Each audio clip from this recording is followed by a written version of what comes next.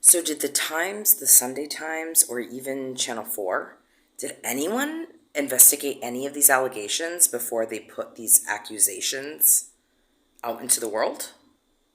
My name is Rose, and this is The Real Truth.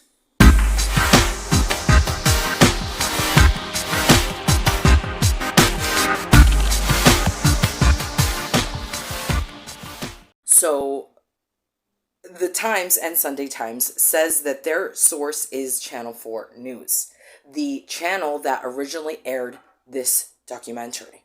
Now, Channel 4, after airing this as fact, putting these accusations out into the world, then made a claim, made a statement saying, we don't know the veracity of these claims, whether they're true or not, but now that we have put them out as fact and ruined a man's reputation and name, which of course was the entire point of all of this, now we're going to do a deep investigation. We are determined to understand the full nature of what went on.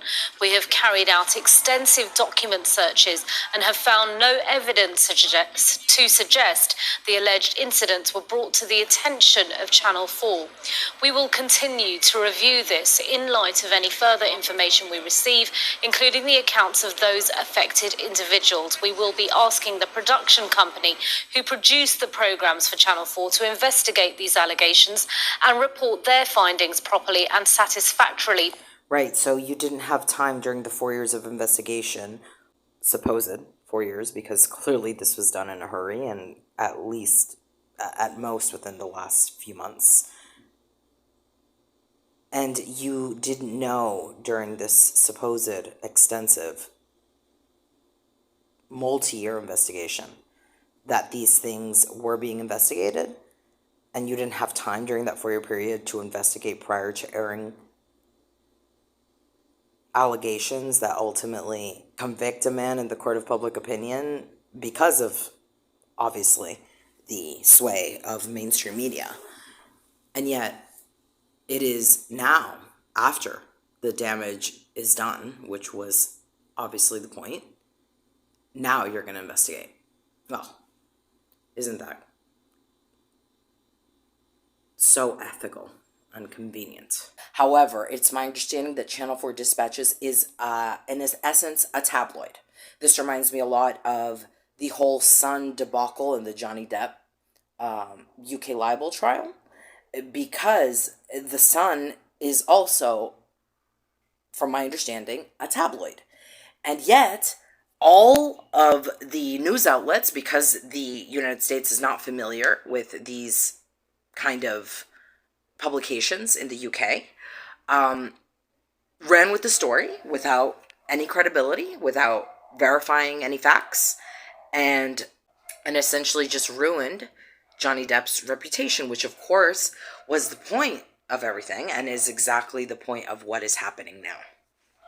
These supposed accusers, which let's be clear, they never came forward with this. The people behind this approached basically anyone who ever worked at Channel 4 that had ever had any contact, romantic affairs with Russell Brand, and tried to get them to say, either accuse him or make some allegations against him. That's what happened, and they did a really shitty job. Without any journalistic integrity, if such a thing ever existed, it certainly doesn't exist now, which says that you are supposed to verify from multiple sources the credibility of a source. None of that was done. After the fact that this was aired to clearly malign Russell Brand's credibility without any ounce of credible proof, now Channel 4 says, after we've aired this and essentially ruined Russell Brand's life, now we're going to investigate. There's a lot more that goes into this.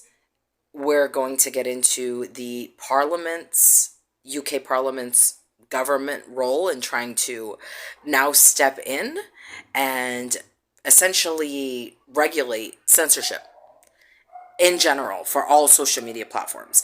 This is something that Russell Brand has been outspoken about, and this is the very reason that all of this is happening. So let's see the UK Parliament's open letter, or I don't know if it was open, but it's letters to all of the social media platforms, including Rumble, YouTube, Twitter, TikTok, essentially bullying and demanding that they demonetize Russell Brand. Now, if that didn't prove his accusations against the mainstream media that this is the whole collusion, a media hit piece in order to shut him up, then I don't know how much more proof we need, but I have a lot more.